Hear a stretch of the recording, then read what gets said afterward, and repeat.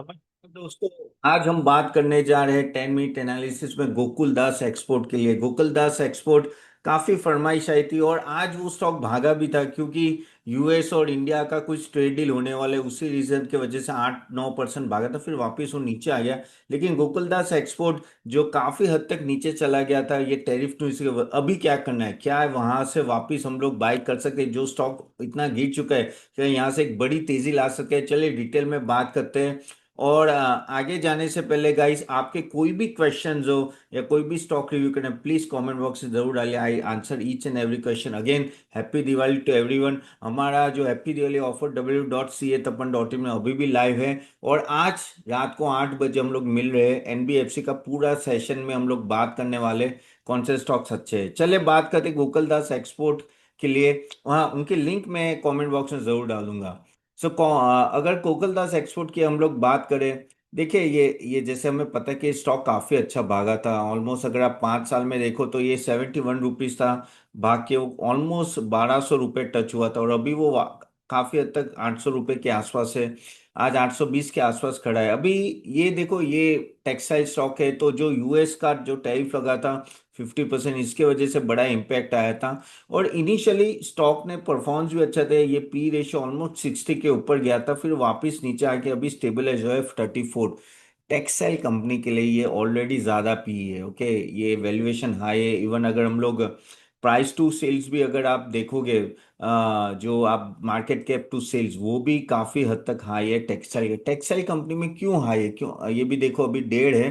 पहले तो ये 3 के आसपास था, तो आप बोलोगे तपन क्यों हाई है ये 30। तो देखो क्या होता है कि जो टेक्सटाइल कंपनीज होते हैं उसमें ज्यादा मोट नहीं होता है। MOAT मोट यानी स्ट्रेंथ नहीं होती, कोई भी एंटर कर सकता है। नो डाउट गोकुल दास का एक स्पेशली कह सकते हैं ना, उनका एक्सपोर्ट जबरदस्त है और जिस तरह से वो बिजनेस कर रहे हैं बहुत ही अच्छी तरह से कर रहे हैं। अगर आप देखो तो वो ऑलमोस्ट उनके Indian apparel export almost 34 units है, करेक्ट। और कैपेसिटी ऑलमोस्ट 90 मिलियन गारमेंट्स की है और वन ऑफ द लीडर है इंडिया में। Vertically integrated end to end manufacturing model है, ये सब सही है। ऑलमोस्ट अगर आप देखो तो बाय 2028 वो 109 मिलियन का ऑलमोस्ट कह सकते हैं कि एक्सपोर्ट कर पाएंगे, इतना उस लेवल तक वो चले जाएंगे। तो यूटिलाइजेशन भी 75 to 78%, जो बहुत अच्छा माना जाए। तो सभी अच्छे गुण कह सकते हैं कि अच्छी चीजें हैं। लेकिन प्रॉब्लम ये हुआ कि स्टॉक ऑलरेडी भाग चुका था, लेकिन ऊपर से ये जो टैरिफ का मामला हो उसके वजह से इम्पैक्ट ज्यादा है। देखिए अगर आप प्रॉब्लम जो एक बड़ा आ जाता है इन सब कंपनी के, इनका मार्जिन काफी लो होता है। मार्जिन जो लो होता है ना उसके वजह से इम्पैक्ट। देखिए ये अगर आप क्वार्टरली रिजल्ट भी देखो तो उनका जो ये ग्रॉस मार्जिन है कितना है, 10% है, ठीक है। अब वो 10% जो मार्जिन आता है ना वो काफी लो होता है। अगर थोड़ा भी ऊपर नीचे हुआ तो इनको प्रॉब्लम है। तो ऑपरेटिंग मार्जिन ऑलमोस्ट 10% है और अगर आप फिर एंड में मार्जिन देखो दे दो 3-4% के आसपास है ये नेट प्रॉफिट। तो इसमें क्या होता है कि अगर आप बड़ा डिस्काउंट देते हो तो डायरेक्टली इम्पैक्ट आ जाता है आपके प्रॉफिटेबल। अभी जो 50% जो टैरिफ लगा है उसके वजह से ऐसा तो नहीं कि वो पूरा 50% अपने कस्टमर को लगा देंगे, नहीं। 25% कस्टमर बॉन्ड करेगा, 18% का वो लोग डिस्काउंट देने वाले थे। अब वो जो डिस्काउंट के वजह से आपको समझना पड़ेगा कि डायरेक्टली इनका मार्जिन का इम्पैक्ट आता है। तो ऑलमोस्ट ये मार्जिन ऑलमोस्ट 5 से 6% के आसपास गिर जाता है।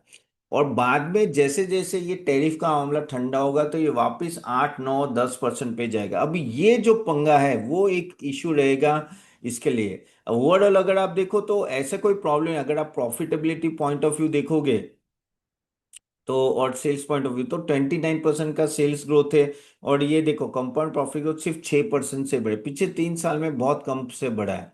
और इस साल भी जिस जिस तरह का मार्जिन का हिट आएगा तो मुझे लग रहा है कि यहाँ और इम्पैक्ट आ सकता है। तो ये प्रॉब्लम यही है कि ये जो क्वार्टर होगा वो क्या होगा कि इनका मेक एंड ब्रेक क्वार्टर होगा, वहां उनको काफी हद तक हिट लेना पड़ेगा प्रॉफिटेबिलिटी में।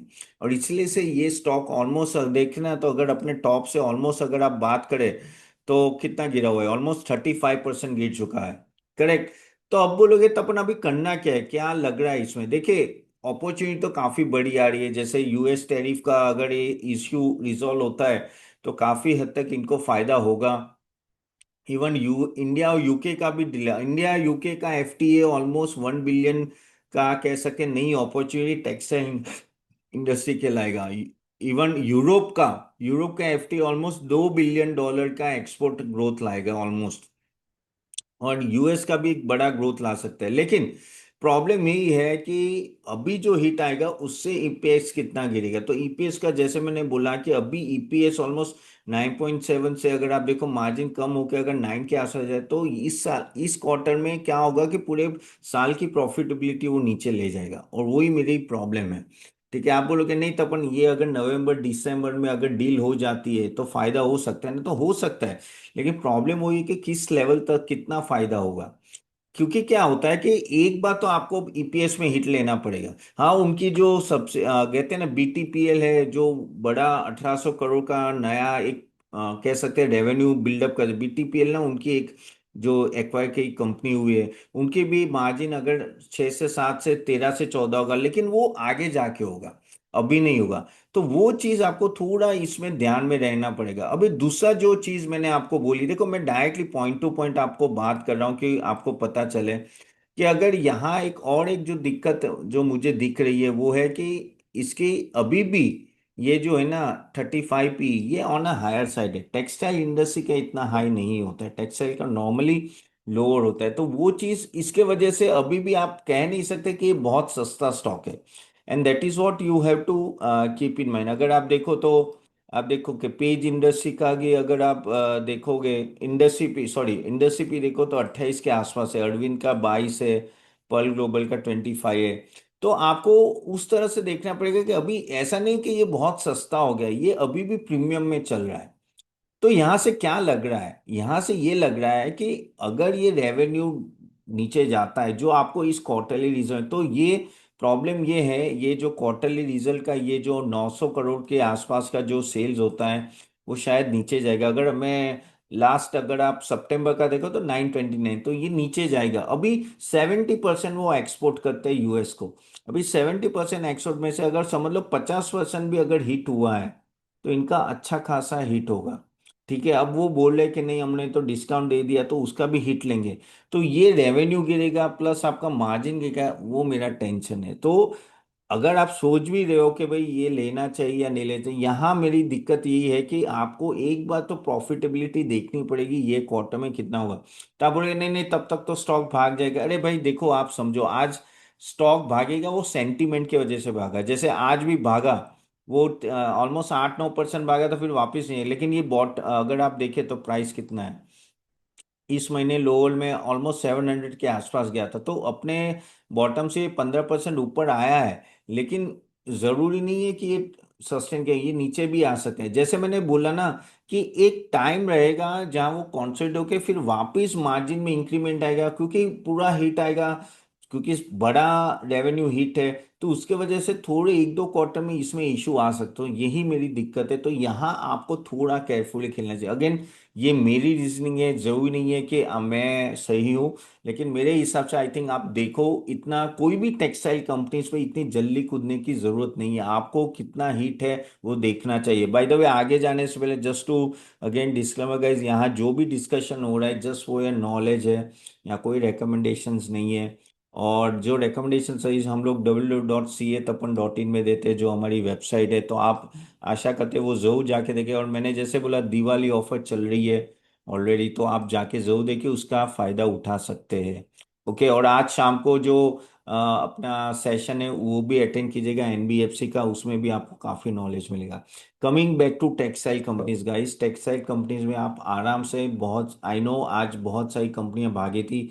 जैसे मैं बोल रहा हूँ कि आपको हर एक कंपनी का रेवेन्यू हिट देखना है, और आगे का गाइडेंस क्या है। जो गाइडेंस जो मिल रहा है वो सही नहीं मिल रहा है, यानी अच्छा नहीं मिल रहा है काफी सारे टेक्सटाइल कंपनी, और वहाँ आपको थोड़ा ध्यान से खेलना है यानी इन्वेस्ट करना है।